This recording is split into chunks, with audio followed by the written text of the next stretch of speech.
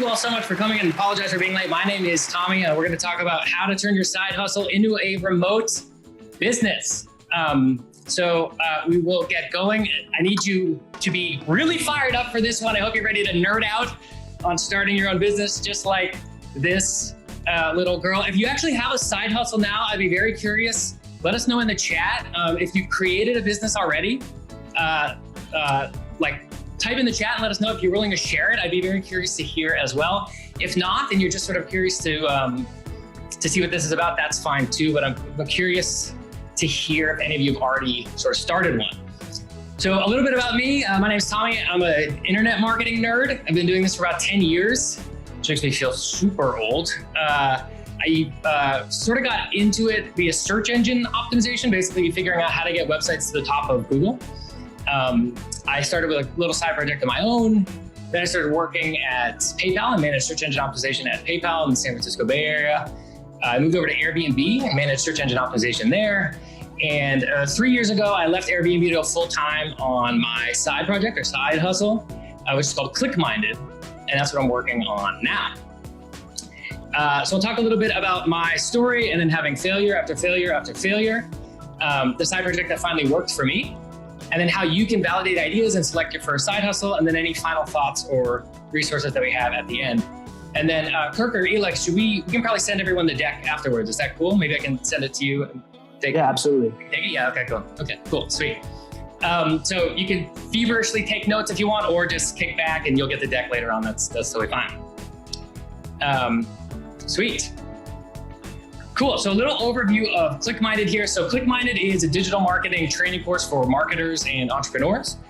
We teach businesses how to do online marketing is the basic rundown. It's about 8 years old. That also makes me feel very old. It started as a side project while I was working at my full-time job. So stats on the company, there's about 5 employees. We have 7 courses, 7 instructors, and 72 hours of video. The site gets about 100,000 unique visitors a month. We have 80,000 users on our email list. We have about 10,000 paid customers. If you go to clickminded.com, this is what it looks like. So we have 7 different courses. Search engine optimization was how we started. That's kind of what I do. Paid advertising, which is like Google, Facebook, and Instagram ads.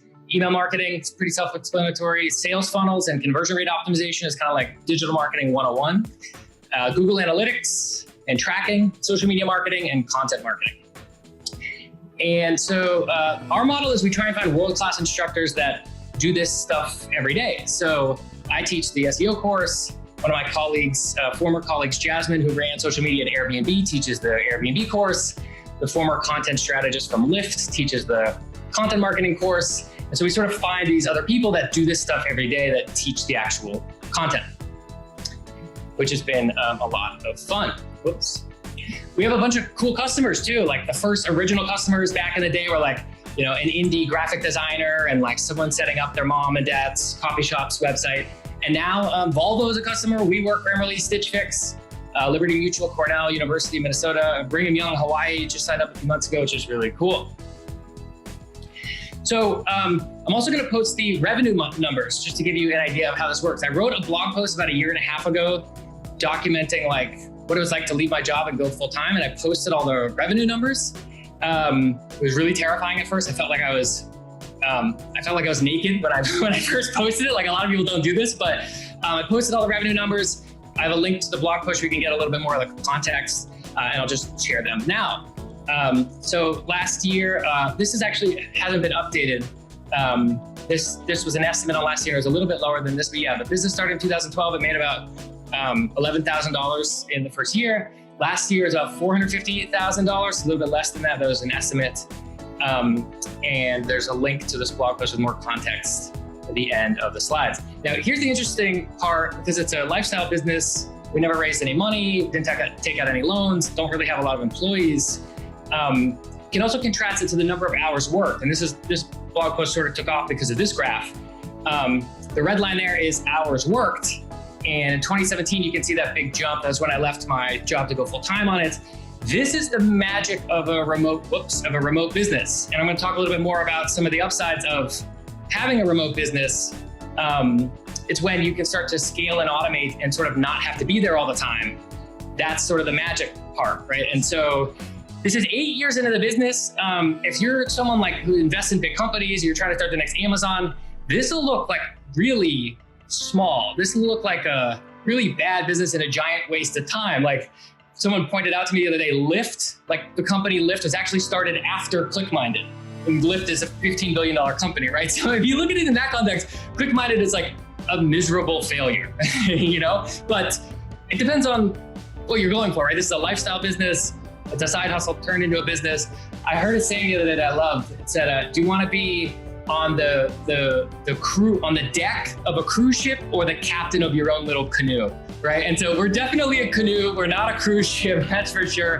But it's just sort of something to think about. So in 2017, I quit my job to go full-time on the side hustle. I've spent the last 3 years building the business while traveling. It's all remote, which has been really cool. I believe that everyone has the ability to create a side hustle. I get really excited about this stuff because I think a lot of people can do it. And so I just want to talk through the blueprint for how I did it. So really brief overview, I graduated with a finance degree during the last recession. If you're like at UH right now, you're absolutely mortified to graduate and we're in the middle of a pandemic and everyone's really scared, doesn't know what's going to happen. I know exactly what you're going through. Graduating with a finance degree in 2008 when you think you're going to work in New York is a similar feeling. I didn't know what to do. I started a side project after graduating that sort of worked. Then I started a business with a friend that failed. I worked at an ad agency and tried 2 more side projects that failed. Then I got a real job. Then I tried like 10 more different side projects that all failed. And I finally found like the 15th side project that ended up working. So just briefly talk about those things next, and then we can talk about how you can get started. So I'm curious if anyone has ever read this book. If you have, let us know in the chat. I'd love to hear it. But I read this book my last week of college in 2008. It really did change the direction of my life. It's called The 4-Hour Workweek. It's an extremely misleading title. It's a very like spammy, scammy kind of multi-level marketing scheme type title, but it's actually a very good book. This was sort of the first book to lay out the blueprint for running a location independent business, like a remote internet business. It's 13 years old. There's a lot of tactics in there that are out of date, but it's a really good foundation for some of the concepts in there. Idea validation, getting a business up and running, using staff, remote distributed staff, living in a location with lower expenses, different things like that. In the book, the author, Tim Ferriss, he gets you to think about the products and services that you personally are uniquely capable of selling. And I think this is a really valuable exercise. And so at the time, I was 22 years old. I just graduated university. I was trying to think to like what I was uniquely capable of selling. And it wasn't a lot. I wasn't offering a lot of value to the world at the time, but I had one thing. And like when I was in university, a bunch of friends of mine and I, we started a fraternity. It's exactly as obnoxious as it sounds. It was kind of started as a joke. It ended up becoming a real thing. And then by the time I graduated, there was like 100 guys in it. And I remember I did a search and it turned out like 500 people a month were searching for how to start a fraternity. And I remember when I had been starting one, I had a lot of trouble like trying to figure out how to do it. So I wrote this very dorky, like 70-page ebook on how to start a fraternity. I set up the domain howtostartafraternity.com, and then I said, how do I get this to the top of Google? I ended up sort of teaching myself that, and that was sort of my first side project. I started pricing the book at $10. It had absolutely no sales. 0 people bought the book. I dropped the price to $5. 0 people bought the book. And then I increased the price to $47, and 250 people ended up buying the book. And so that was my like, oh my God, like internet marketing is a thing. Holy crap, right? And so, so that was sort of what sent me down this road, which was a ton of fun. I tried a bunch of different side projects and businesses in between that. Every single one failed. I eventually ran out of money and had to get a real job. This is one of the first lessons of starting a side project that you're passionate about was, you know, I'd gone through university, learned all this finance stuff, used none of it. Then I did something I was actually really interested in. And then once that all went really poorly, I still sort of, I guess it's called like failing up, right? like I messed up a bunch of things, but I taught myself search engine optimization. PayPal was hiring for search engine optimization at the time. And sort of like, even though all the side projects didn't work, I ended up turning it into a career, which is a really good thing to think about when you're starting your side project. I worked at PayPal for 2 years, moved over to Airbnb. I joined as roughly the first 100 employees, maybe 150 employees at Airbnb. Joined there in 2013, managing search engine optimization. And and then left Airbnb 3 years ago to go full-time on ClickMinded. So ClickMinded started while I was working at PayPal. After 3 years of working on it, it started generating more than my salary. And then I left to go full time on it. And I can talk about some of the decisions around that in a moment. So how it got started, and I'm a huge fan now of, I don't think it's either or. I don't think it's like, I'm an entrepreneur and I hate working for companies and I'll never work for anyone. I'm a huge fan now of actually sort of working on side projects while you're working for someone else, and sort of getting paid to work on things you want to work on the side. We can talk more about that in detail later, but I don't think they're mutually exclusive. I think you can get a good job and sort of start a business on the side. But yeah, so my boss had asked me to run an SEO workshop when I first joined. I was new and young and eager to please, and so I said, okay. And so I put together this workshop for my colleagues, and I got a lot of really good feedback on it. And specifically, people were saying, okay, this was actually a really like boring topic, and you made it interesting. So that was my like, ding, ding, ding, like light bulb emoji moment, right? Like, okay, people thought this is valuable. I wonder if I can get rid of all this debt I created for myself by trying to start all these businesses by teaching SEO to startups on the weekends. And so that was sort of my idea. And so the plan was I wanted to rent out a space at a co-working spot in San Francisco. The first like V1 product was charging $500 per student. It was an all-day class. And the basic idea was like, okay, I'm going to teach the fundamentals of search engine optimization and then give all the students like really specific feedback on their sites to help them grow their traffic. I found an old version of the site. Look at this monstrosity. This is from Wayback Machine back in 2012, which is really funny, but it worked. So acquiring the first users, this was a really embarrassing story. So I set up the site. I had no idea how to acquire my first users. And so I just was trying to scheme up different ideas, and I ended up taking a day off work and I printed out 3,000 flyers. Like I went down to like the FedEx, Kinko's, I printed out 3,000 flyers, and I made those little like pull tabs, like you go to the laundromat, like a babysitter would do, or like if you're mowing lawns, and I like took scissors and like snipped these little pull tabs. I took some duct tape and I just walked every block of the city, like putting up these flyers on every block. Halfway through, I was like, wait, I was doing the same thing when I was like 11 years old, trying to mow people's lawns. Not a huge surprise. This was super dumb and it didn't work at all. This did not work at all. I went into my inbox and found the flyer back from 2012, and nobody took me up on this offer. So that didn't work at all. I started to come up with some other ideas, and the hidden gem for me was meetup.com. I think meetup.com is one of the most underrated places to go for your first users, for your side hustle. This is a critical decision for me. It's really powerful because it's a really easy way to bootstrap an email list. And so the way this works, in 2012, there were about 12 million users on Meetup. Now there's about 50 million users.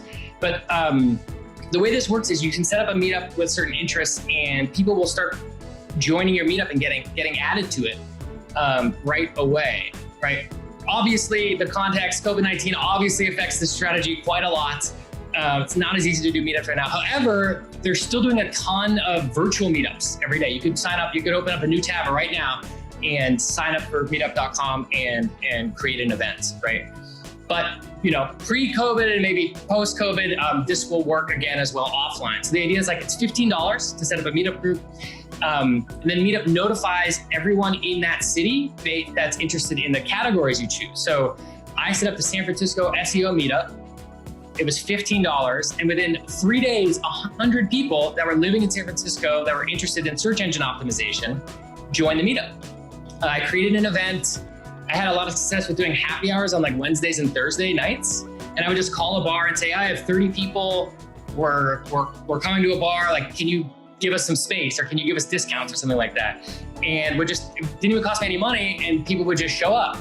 And so I just held one event and sort of grew this list. And then all of a sudden, like after one happy hour, I had 200 people in the city interested in my topic that I could email.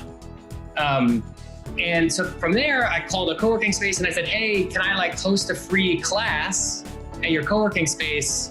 And you can do a promotion at the beginning and the end and like try and get people to join. Can we like work together on this? And the co-working space said yes.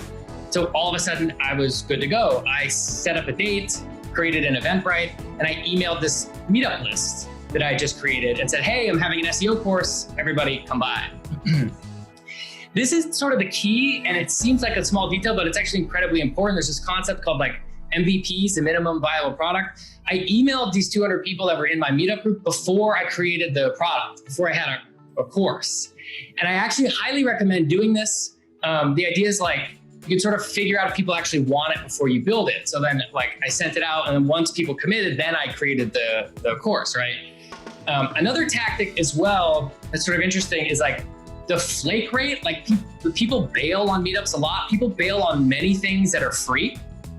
And so when I sent out an email saying, hey, the course is free, almost nobody signed up. Like 2 people signed up and I had to cancel. But then 2 weeks later, I sent out another email saying, hey, the course is $500, but there's like a couple free tickets remaining.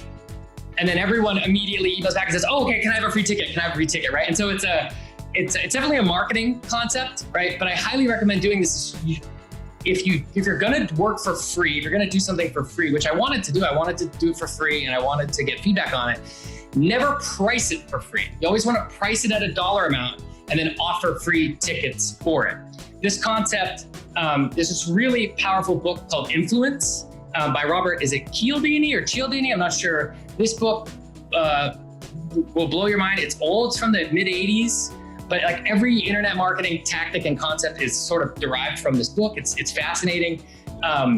It's very objective. It's by a behavioral psychologist, and it's not like a marketer telling other marketers how to do this stuff. It's a lot more behavioral psychology kind of stuff, and it's sort of all the things that that work on us, like for better or worse. There's a lot of examples of people doing really like very black hat, gray hat, like low quality stuff. And there's also stuff that's just the nature of human beings, right? Reciprocation, right? Like whenever we feel like we're in debt to someone, we always want to give back. And a lot of like interesting things around that. How we value things. When something is free, you don't value. When something has a price tag, you do. And so there's just a couple of tricks there when you're getting your side hustle started that can be really helpful. So I recommend taking a look at this book. I've links to all the stuff at the end as well. So I did the course, I emailed my meetup users, they all came in, they gave me a bunch of feedback, I got a bunch of them to give me reviews on Yelp, and then I went to a different co-working space and said, hey, I want to start doing this business, like I have this product, people have reviewed it, can we do a revenue share? I don't have any money to book space in your co-working space, but every time I get a customer, can we do a revenue share? They agreed to that, and my business was rolling. So this is another concept I want to talk about, especially if you're young and you're energetic. I highly recommend partnering with people, especially people that have an audience, that have a little bit more experience, that have maybe resources, like in my case, it was a space or an email list. And anytime I share this with friends or mentors or anything like that, and I talk about revenue share numbers, my friends would always call me an idiot. And they would always say it was dumb. And they would always go immediately into like, how much are you giving away, right? And it's sort of a natural thing. You always you don't want to feel like you're getting ripped off. But in the beginning of my business, I was doing a 50-50 revenue share with the co-working space. They didn't have to do anything. I showed up, did all the work, taught the class, and they took 50%. And on the outside, that looks like a really bad deal. And friends would always sort of nitpick it and say, oh, my friend could do it for less money or do this or that. And like at first this bothered me a lot. I was like, oh, I'm getting ripped off. I made a bad deal. I'm so dumb. I'm a bad business person, this and that. But later on, what I realized was the revenue share percentage mattered a lot less than actually just getting the traction, getting the users, improving the product. It's such small potatoes relative to the end product. So I really recommend partnering with people in the beginning based on what your side hustle is. And I also recommend not worrying too much about your revenue share numbers, because your goal is likely going to be a lot larger than any one specific deal. So if you're young and you're partnering with someone who's older or has more resources or has something that's helpful to you and you feel like you're getting sort of like ripped off, don't worry about it too much. I felt that way as well. And then when I looked back, I was like, oh my God, if I hadn't taken all those bad deals, this would have never grown to the size that it is now. So you have to be kind of willing to get your face pushed into the mud a little bit at the beginning. Got the first 3 paid users working with this co-working space. They sent out an email saying, hey, we're doing this guy, Tommy. He's super weird, but he's teaching this SEO course and you can come to it. And those are the first sort of 3 users. So the first version of the product, it was a 2-day class. I can't believe it was 2 days, 8 hours a day. It was $400 per student. There's 3 students. There was a 50% revenue share. It was $600. It was a weekend of work. It was a ton of work to create the product. I was like exhausted by the end of it, but I was like, that's $600. This is amazing, right? And so I was super happy. The difference between 0 users and 1 user is not 1 user, right? Getting your first users is really, really, really, really hard. So you really need to pat yourself on the back when you get those first users, right? The difference between user 100 and 101 is very little, but getting those first couple users is the idea validation. It's the idea going into an actual product, and it's a really big deal. So I wasn't making a ton of money, but I was like really excited, and that's important. But now I want to talk about the legendary trough of sorrow. This happens with any business, any startup, anything like that. I'm curious if anyone's ever heard this term before. This is when you have that initial high from the business, maybe you get your first customer, and then like everything goes horribly wrong, right? And you just start to lose momentum. The business starts to not work. Maybe you're not interested. Maybe something goes on in your personal life. And the trough of sorrow is just this like awful point where it feels like nothing is working. And for me, that was a moment in my life I want to call Sad Saturday. And so I had a prospect, he emailed me and he's like, hey, I want to take the class. It looks really great. His name was Philip Liu. And he's like, okay, I want to do this, but I'm only free on this one Saturday in March. It turned out that was March 17th, 2012. It was my 26th birthday. It's also St. Patrick's Day. But I was like so desperate to make this work. I really wanted the business to work, and I had all this anxiety from the debt. And I was like, okay, yes. And then he's like, okay, can I get a promo code too? And I was like, oh, all right, fine. Okay, cool. It gets worse. This is him, by the way. Look at this guy, Philip freaking Liu.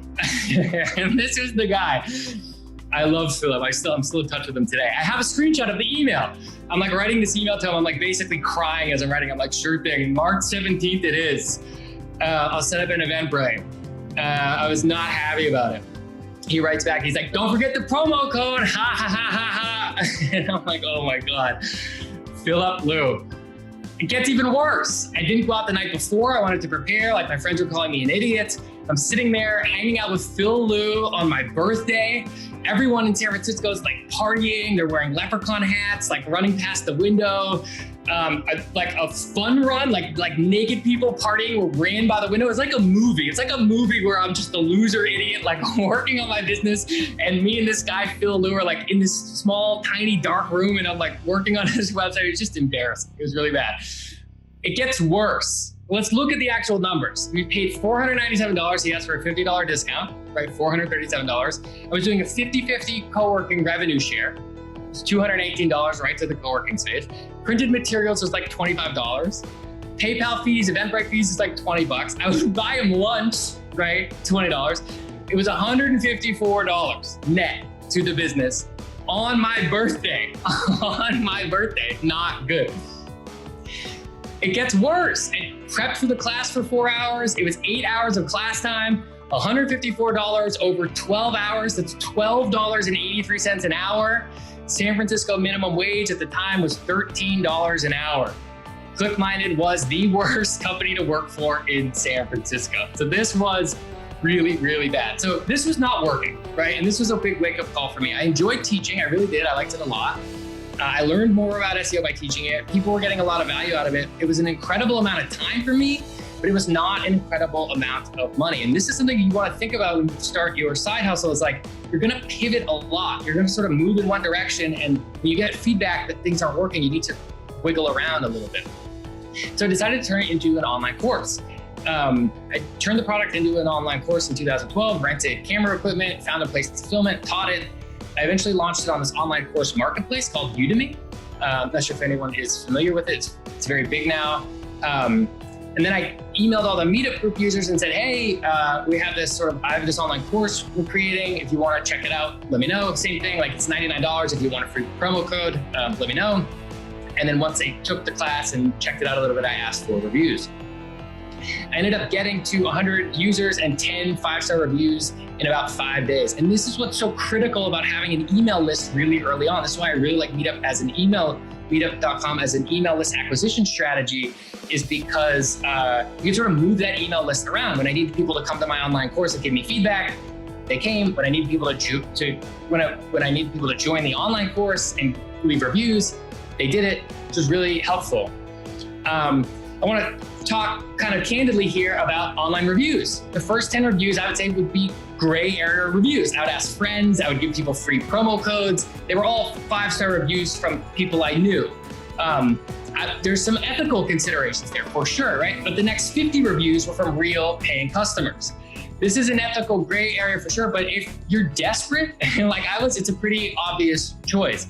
And I just want to be real here. Like, it's very difficult to close the checkout loop when it's clear that very few people have purchased your product. This is a social proof kind of thing. If you launch a product on Amazon or you launch an online course, you need those initial reviews, right? So, if you're someone who just floods your business with constant fake reviews for years and years and years, I'd say that's not a very sustainable strategy. But when you're first getting started, seeding a couple of reviews can be really, really, really important. At least it was for me.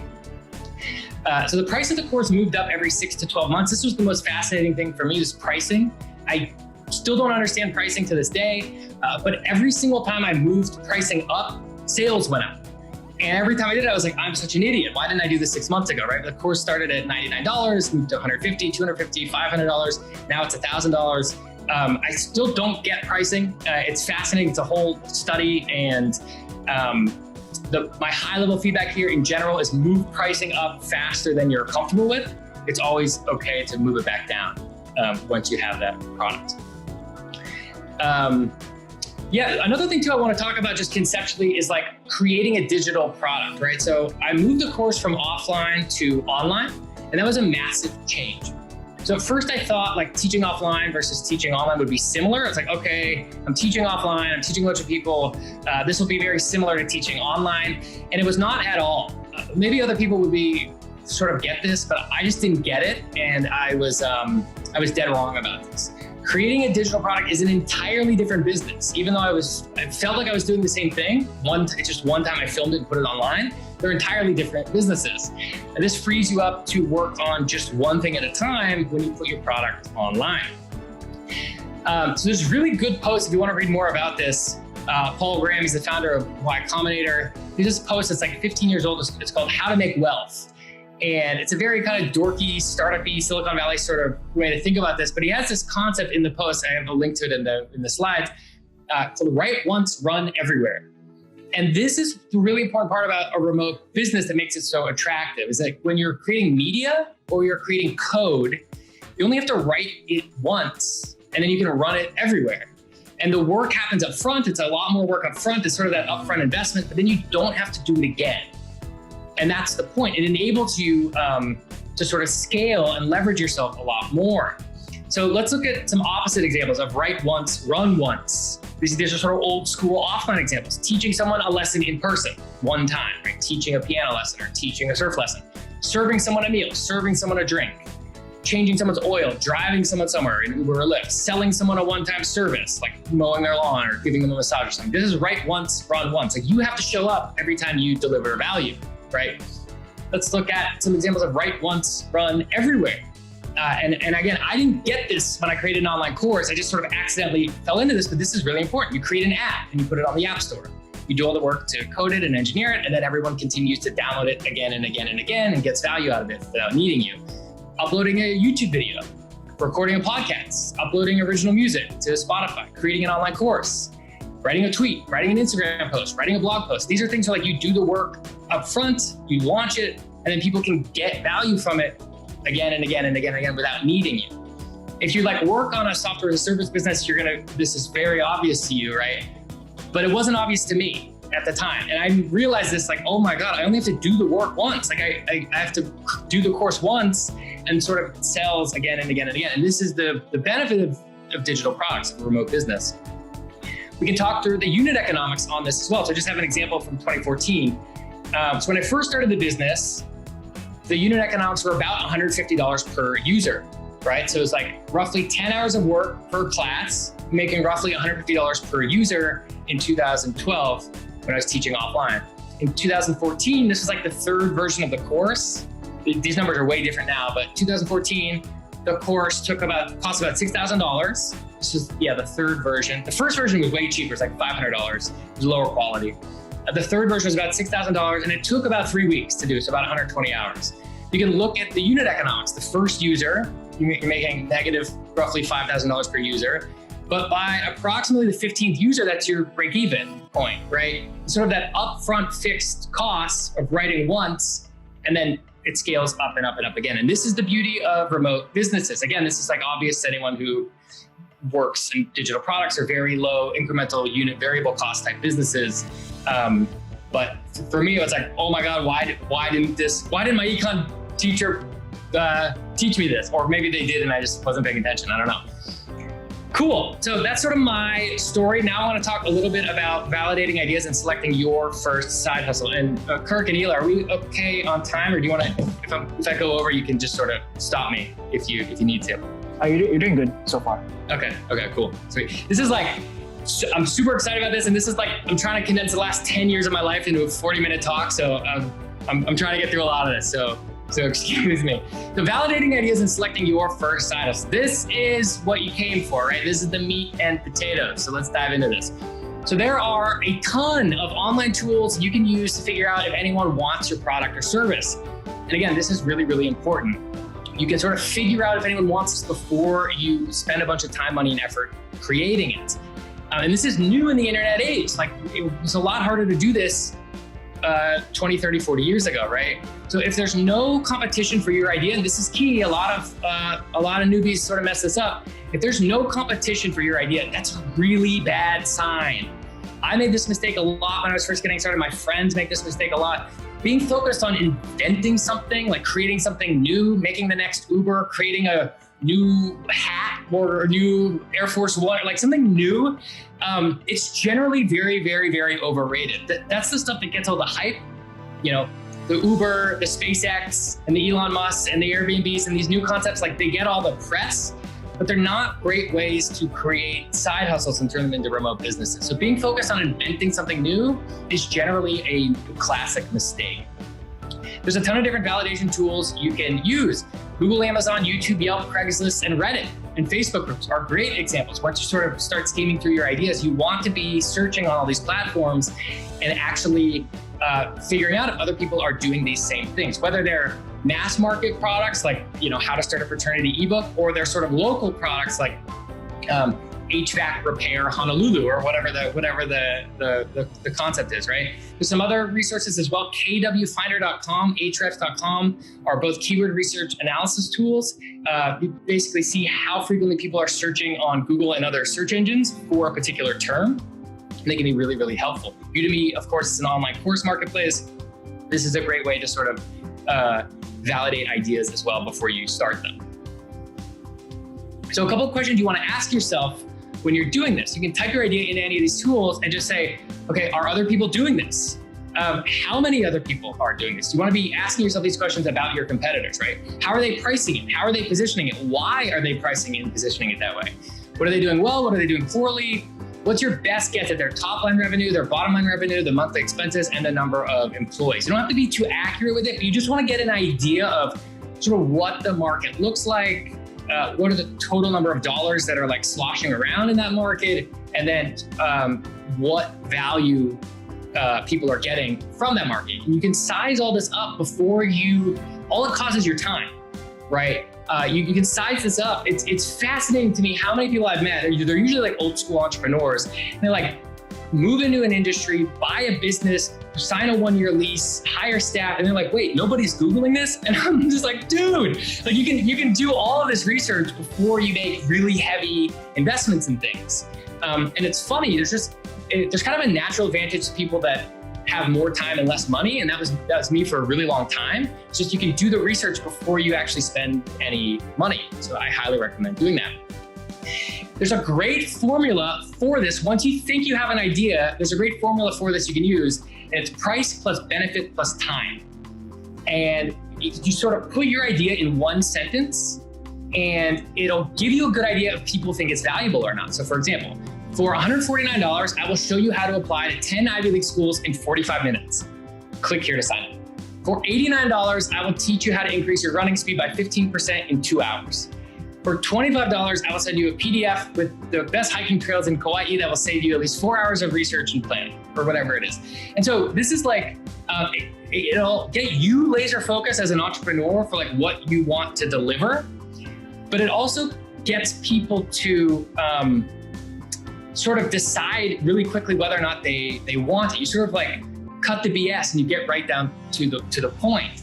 It also exposes you. If you ask someone, if you meet someone and they're kind of like a faux entrepreneur and they always talk about like they're creating an app or they're doing this and that, ask them to do this. And someone who like doesn't actually have a business won't be able to create this sentence, right? So this is like a really interesting sort of sanity check. Like, what do you actually do as a business? Who do you serve? What do you do? What's your offer? And if people can't put their business in this sort of sentence, it's a good way to sort of check that. Price plus benefit plus time. The other thing to think about is focusing on getting your first 3 paid customers. So asking your friends and family if they would like this idea isn't good enough. If you, especially if you have like friends that really love you, or like, you know, a mom or dad that like hugs you too much and tells you you're amazing, right? Like that was my mom growing up. Like she was just like, Tommy, you're amazing. You're so smart. Like every time I had an idea, she would be like, this is genius. This is genius. But like, it was never good feedback, right? She's actually a really, really, really bad first customer. So the way to get through this is have people pay. Have people pay you on the spot. They say they actually like the idea. And if people aren't willing to pay, they're just being nice. This is not real validation. So the nicer your friends are, or like the nicer of a person you are, like the more friends you have, like the more bad first customers you're gonna have, right? People don't want to hurt your feelings. They're just like, they're being friendly. You generally don't have idea validation unless people are paying you, and not promises to pay you, but actually paying you. Venmo, PayPal, Square Cash are all great ways to do this. Other things to go around this, don't focus on the fun stuff. And this is all my friends have this problem as well, and I did this as well in the beginning. Focusing on your logo, your website, your business card. Like, did I get the right Instagram handle? All this stuff is like the fun, like it feels like you're doing work, but you're not actually doing work, and it's actually extremely distracting. You don't want to do any of this stuff initially. You want to focus on those first 3 customers. Here's a little snippet you can take and modify if you want. You sort of come up with your idea, come up with your value proposition, and then you send a text or send an email to your family and friends, and sort of send the offer out and see if you can get people to pay you on the spot, right? So here's an example. I've started a new personal training business. I'm offering 3 Zoom consultations and a personalized meal plan once a week.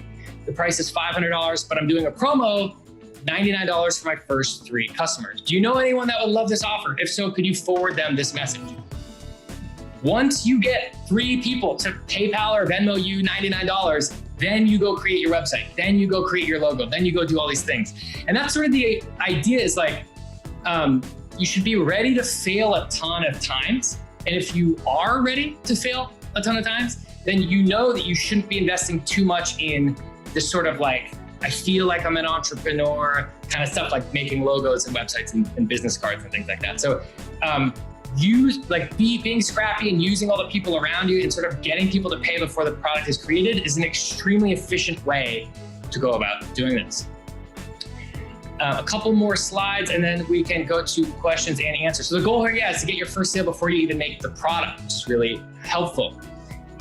Here's another thing too around customers, markets, and mindset. So most people start side projects and they either get one or all of these things incorrect. They attack the wrong customers in the wrong market with the wrong frame of mind. And I'm talking about this not because I'm like trying to be preachy, like yelling from the top of a mountain. I'm talking about this because I did all of these things wrong again and again and again and again for years.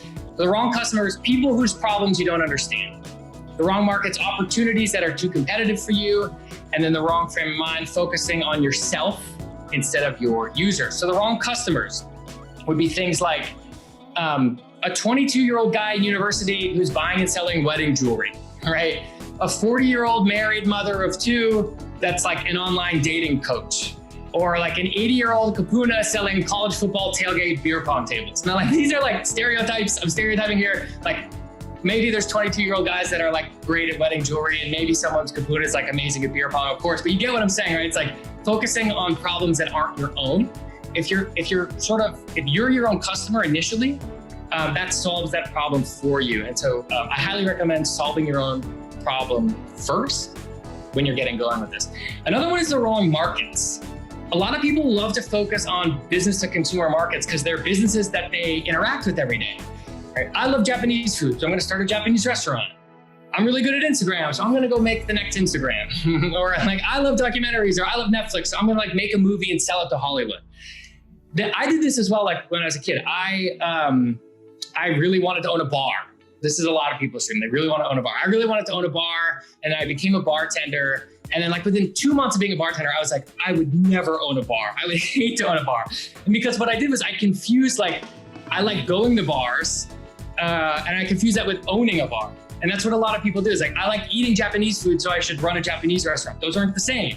I love watching documentaries, so I should go make a documentary. Those aren't the same. So this is a mistake a lot of people make, is they focus on these business to consumer markets that they interact with every day. But business to business markets are like way more boring, they're way less sexy, but they're actually a lot more profitable and a lot less competitive. So that's sort of one other thing to think about, is solving business problems is a really good way to fast track this. Everybody wants to make an app these days. It's hilarious, but it's because we all use apps. Hey, Tommy. Yes. Hey, Tommy, just a heads up, we are scheduled to end at 5:30. So if you could wrap up on some of what you're saying with your presentation, then we can move forward with the Q&A, that'd be awesome. Okay, sure. Yeah. And I'll leave the rest of the slides for anyone to go through on their own. Cool. Yeah, and the last one's wrong frame of mind. So this is an email I got just a few days ago. Someone said, hey, which one of your online courses should I take? And I said, well, what's your goal? What are you trying to do? And they wrote back with this message. I truncated it a little bit, but they basically said, I don't want a traditional 9 to 5. I don't want to make cold calls. I don't want to attend meetings. I want flexible working hours. I want the freedom to work anywhere. I want to see positive results within 3 months. I want to be making $3,000 a month by month 4 and $10,000 a month by month 10. I don't want it to require any money, and I don't want it to require a lot of work. And so it's just like, wait a minute. First of all, that's everyone. Everybody wants that. Like, you're not actually saying anything. But then second of all, there's no focus at all on your customer. This is all about you. And that's a really, really negative way to go about doing this. The first few months of your side project should not be focused on you. They need to be focused on solving other people's problems, right? So you have to be ready, willing, and able to serve other people when you're first getting started. You have to be willing to like get your butt kicked a little bit, and it's going to suck. You have to be prepared for this, and I would keep that in mind. The last thing, I'll just wrap up with this, and then you can sort of check out the other slides. And I apologize again for showing up late here. There's a great concept with Derek Sivers, got a blog post, and I have a link down below. You have this myth of the perfect idea. So you have 3 columns: the idea, the execution of the idea, and the outcome. And you can multiply them across the board, right? So a weak idea is a 1, weak execution is 1,000. So that would be a weak idea with weak execution. Maybe that's worth $1,000. And a lot of people think like, I need this amazing genius idea to get going. It's actually not true. It's a lot more about execution. And so the concept here is like, okay, if you have a brilliant idea with no execution, that's worth probably $20, right? $20 multiplied by $1. If you have a good idea with weak execution, maybe that's worth about $10,000. And if you have just an average idea but really, really great execution, that's worth probably $15 million. So the concept here is like, good ideas are just multipliers on your execution. So if you're sitting around like, how do I invent the next Uber, or how do I invent the next Airbnb, or whatever it is, that's a really bad way to go about doing it. I think thinking through just regular, boring problems and being really good at executing is a much better way to think through it. So, yeah, a couple more other ideas here. Oh yeah, I guess one last thing. I love to go to this coffee shop in Kaimu Key, and this is one of my favorite side hustle things I've ever seen. I was going in there, and all the brochures, someone had put this up. I don't know if it's a UH student or not. This was their flyer. I do math problems. And I love the subheadline. You send me math problems, I do that. That's it. Like, it's just great. There's no logo. You're probably not incorporated or anything. It's just like, here's my Facebook page, here's my Instagram page, here's a phone number. I do math problems. You send me math problems, I do them. So it's like very dialed into what sort of problem he's solving. Bunch of different other stuff here that you can go through. Again, I'm so sorry I was late on this. You can slide through these a little bit more. Some of the resources I talked about are here. And I guess we can go to Q&A. Thank you so much, Tommy. We're actually getting a lot of responses asking that it's okay for you to go a little bit over. They want to hear you talk more. So if there's so we really apologize for those who have to leave us on time. Thank you so much for joining us. But I believe the audience does want you to continue talking. So if there's anything that you'd like to go back on and present on, we'd love to hear it. Oh yeah, okay. So I should go back. If you want to give your final thoughts and go back, you totally can. There's a lot of people who are requesting for you to continue instead of stopping it early. Okay. So by all means. Okay, cool. Okay, cool. Yeah. So probably only about 5 more minutes. Yeah. So high level concept here. Nobody cares about your idea. It's mostly about execution. This guy, whoever's doing this, and I don't know if this is like against the UH rules. I don't know. I hope this isn't like a cheating ring I'm exposing or something like this, but I love this. I love this idea. It's a great concept. Let's talk a little bit about internet business models. Like you're like, okay, Tommy, you got me fired up. I want to start my side project. What are some ideas? Here's a bunch of high-level concepts with remote businesses that you can do. Affiliate marketing, reviewing products and getting a commission when users click your link. The Amazon affiliate program is probably the most ubiquitous. A lot of people are familiar with this one. You review a product, you put a link to Amazon with your affiliate code and sort of get paid for that. Amazon FBA, fulfillment by Amazon. These are creating products yourself, like using a factory, creating them, maybe working with a factory that does this often, and you're putting them on Amazon's marketplace. Different apps, right? Creating an app for Android or iOS. These are options. Digital products, this is what we do at ClickMinded. Ebooks, online courses, paid communities are getting really popular now. Paid Facebook groups, paid Slack groups, we sort of manage it. People pay between $10 and $100 a month to stay in them. Display advertising, creating a really high traffic website, placing ads on it. It's pretty straightforward. Drop shipping, this is the one that a lot of people sort of start with and get into initially. I don't recommend this as much because getting a little bit tapped out, but basic idea is you're creating a website, you're not owning any, you're selling physical products, but you don't own any of the inventory. So you're basically taking in orders and you're working with a distributor that delivers the product. E-commerce, selling physical products where you do hold the inventory. Lead gen, this is where you sort of have a site, you're collecting leads and you sell those leads to third parties. One example I saw recently was I think it's kakaakocondos.com or something like that. And they like rank for everything related to Kakaako, and then they sell all the leads to real estate agents, right?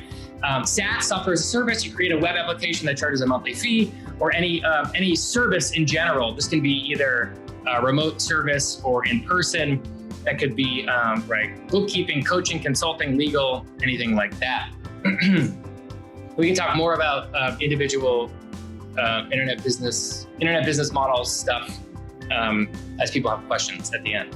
A couple of other final thoughts and then we'll switch over. So in the beginning, in my opinion, the most important asset is your own attention and your own interest in the idea, because that is your engine. You are the thing, you are the train that has to drive this thing in the beginning. There's a ton of different ideas out there, but there's not a ton of ideas out there that you personally will be passionate about.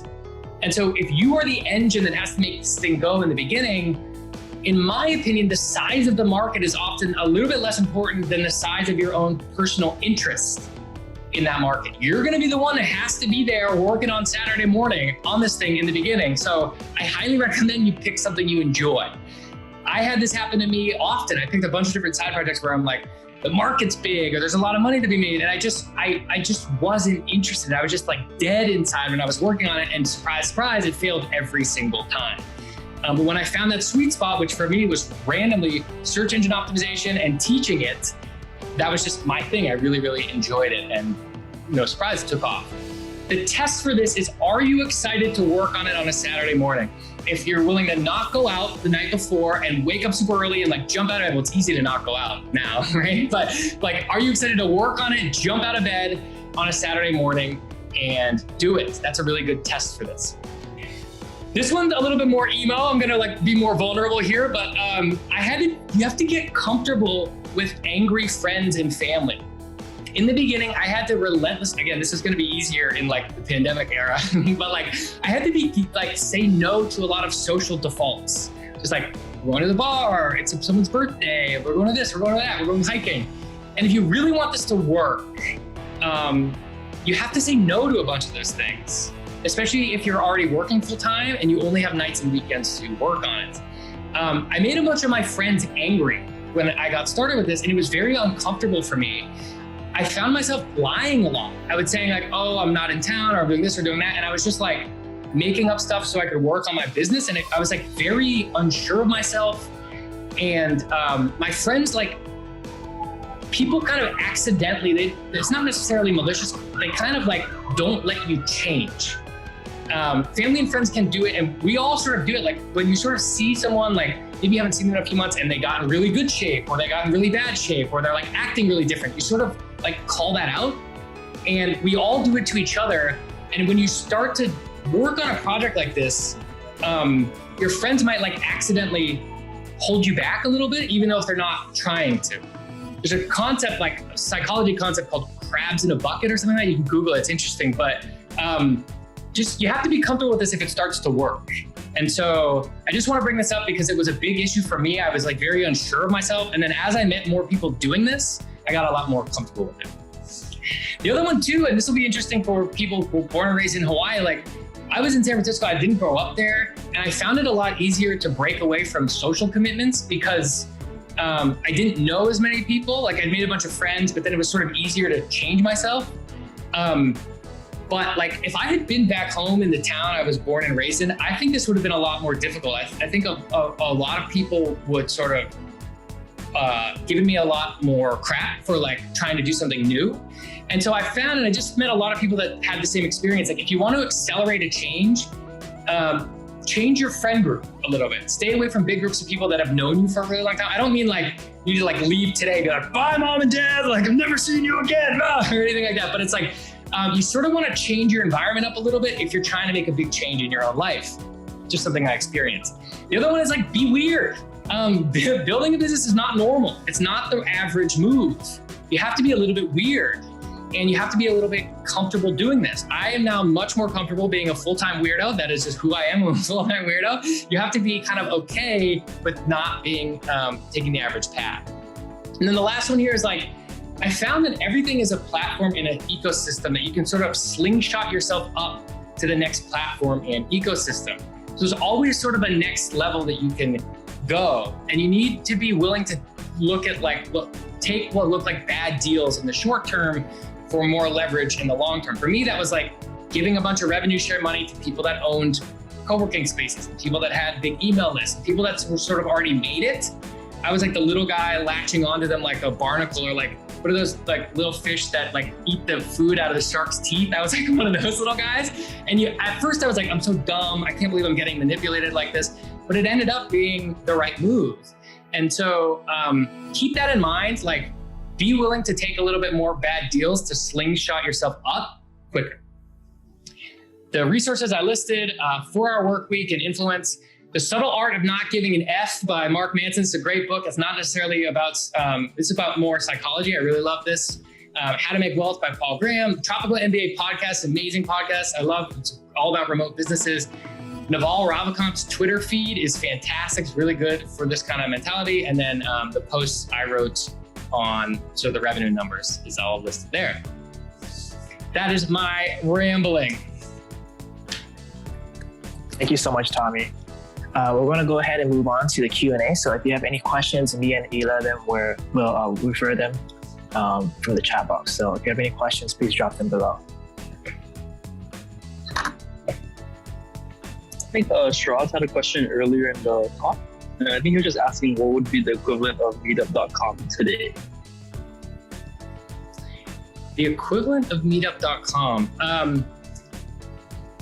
Yeah, so I mean, I still recommend Meetup. I still recommend meetup.com. Like I said, there are about 50 million users. I think like the COVID-proof one, I don't know. I think it's all going to be webinars and online meetups until we get through this.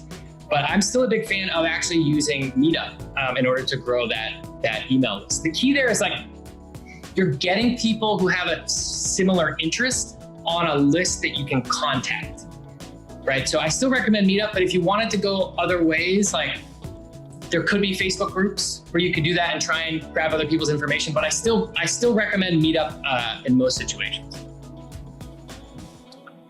Okay, we have another question from Ed White, and he said, before you started, had you not heard of Lean Startup or Steve Blank, do you think they would have saved you a lot of pain?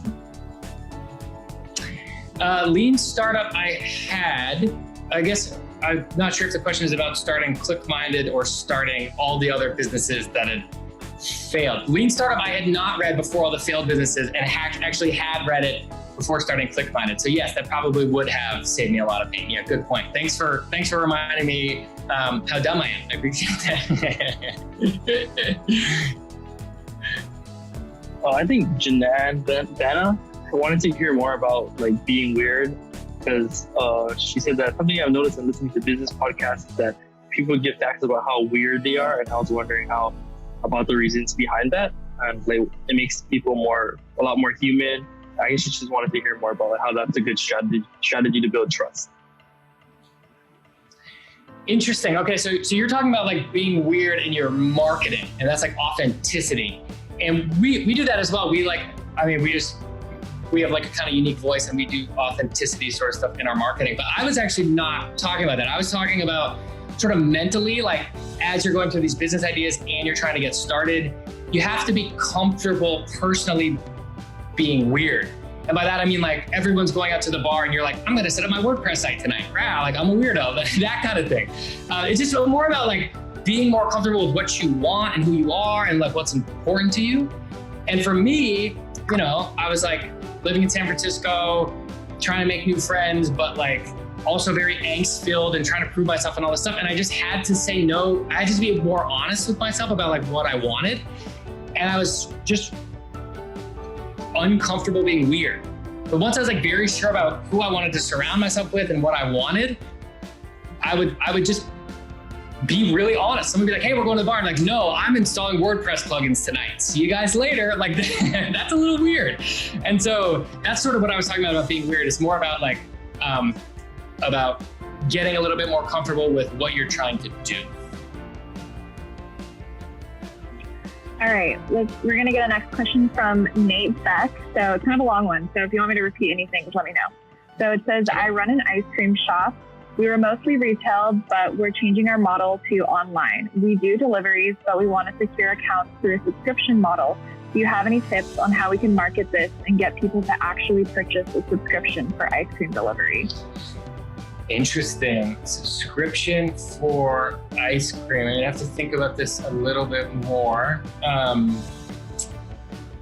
Yeah, I mean, there's basic, straightforward tactics around.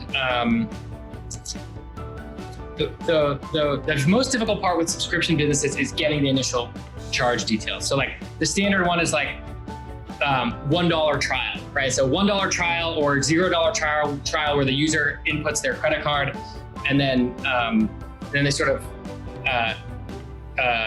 get charged a little bit later. So subscription delivery ice cream.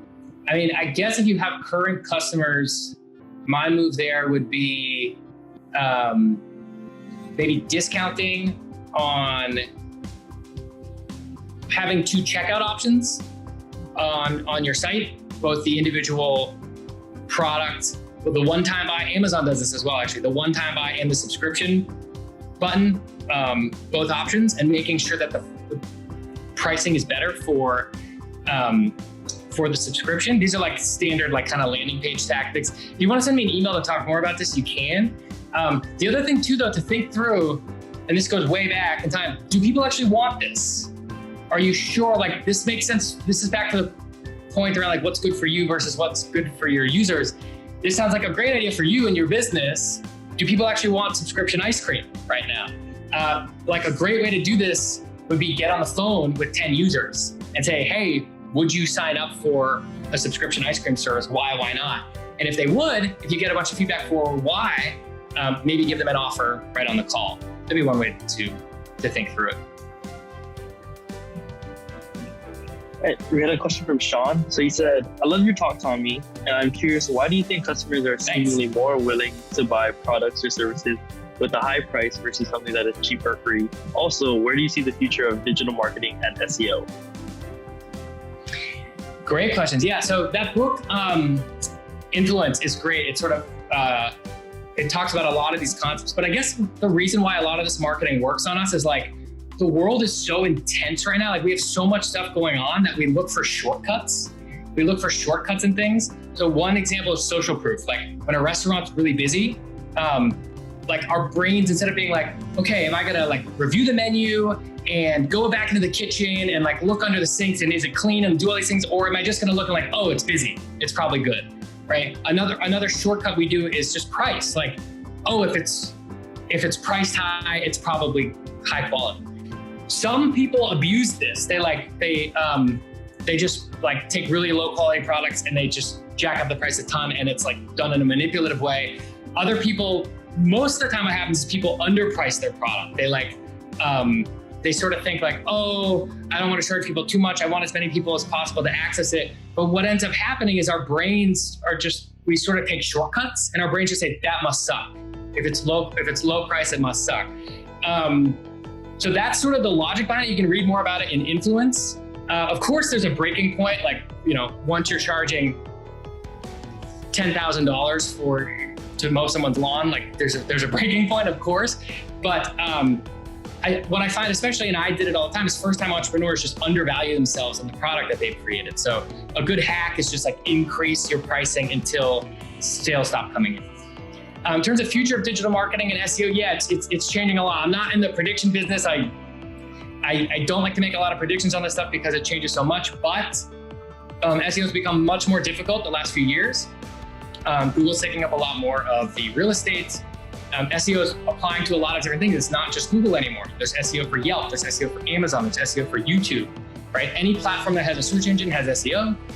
The one I'm actually most interested in next is voice search.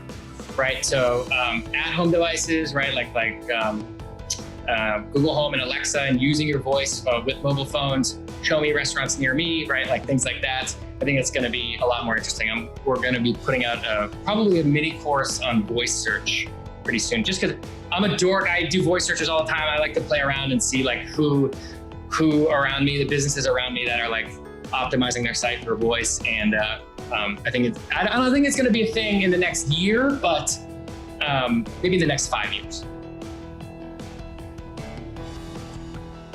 Okay, and our next question, we're going to be answering probably just only a couple more questions now, but the next one is from Faye, and she says, what is your advice to people who are scared of starting a business or side hustle because of the fear of failure? Oh, that's a great question. Man, what is my advice for this? I was so scared about this too. You know what my advice is? This is my advice. So this is what happened to me. When I started my first real business and it failed spectacularly, I borrowed money from family and friends. I worked on it for a year. I was so embarrassed that it didn't work. And I came home with like my tail between my legs. And all my friends from high school were like sitting around this fire in this small town in New Hampshire that I'm from. And I like had this story. I was on the airplane home and I had this story in my head that I was like replaying in my head again and again. Like, what am I going to tell everyone? Like everyone's must be wondering like what happened and why this failed so bad. And I was like so nervous and like so intimidated by what I was going to say. And I met up with my friends, and then one of them inevitably said like, so what happened? And I started telling the story of like basically how my business failed. Like it was over the course of a year. And I started telling the story, and within like 10 seconds of telling the story, a different friend said like, hey, what was the score of the Red Sox game yesterday? And then the conversation changed. It never came up again. It never came up. And it was this mind-blowing moment for me, actually, because at first I was like, oh, I'm so offended. I was like, how come no one cares about my story, my failure, and this and that? And then like years later, after thinking about it, I realized like, wait a minute, nobody cares. Like nobody cares. That is actually the most freeing thing possible. It's like, if you're afraid of failure, that's fine, but think about other people in your life that have failed and how little you care about it. So it sounds a little bit harsh and cruel, and I mean this in the most loving way possible, nobody cares about you. And I mean that in like the best, most freeing way possible, is that once you get through that and you realize that everyone's so focused on themselves, it frees you up. It's like waking up in the middle of a dream and being like, wait a minute, I can do whatever I want. No one cares. No one's even looking at me, right? And so that's sort of like how I've operated ever since that happened. Tila asks, how did you like self-teach yourself all about SEO and like, things in terms of like digital marketing and such? Yeah, this is a really good question. I mean, so this is part of why I love starting a side hustle, is because it just forces you to teach yourself stuff. I didn't try to learn how to do SEO. I tried to get my dorky ebook site to the top of Google. That was my goal. And then I accidentally learned SEO, and then I accidentally turned that into working at PayPal and Airbnb, and then I accidentally turned that into running a remote business. So I think the point here is like finding something you're really interested in working on that you would do whether there's money in it or not. That is the engine that pushes you to teach yourself those things. And so that was what's so funny. I just remember Googling over and over like SEO checklists. And it was this crazy moment because I sort of taught myself SEO by Googling SEO checklists again and again and again and reading all these things. And then now one of our posts about SEO checklists is one of the top results there, right? So my feedback there is like, instead of saying like, I want to learn SEO, pick a project, pick something you want to do, and then learn all the digital marketing channels to move that project up. It's just a more tangible thing. And you're going to be more genuinely interested in working on it. Yeah, I think that was a great lasting note to end on. Thank you so much, Tommy. Thank you, Ela. Again, thank you, IBC, for co-hosting this event with us. Thank you, everybody, for your questions. It was very well thought out. And lastly, thank you so much to First Insurance Company of Hawaii for making this speaker series all possible. Again, if you have any extra questions for Tommy, I believe that you guys will be able to email him to get his thoughts on it. So from all of us at PACE, we're sending you all of our best wishes. Please stay safe, and thank you so much for joining us today. Mahalo. Thanks, Tommy. Thanks a lot. Thank you, Tommy.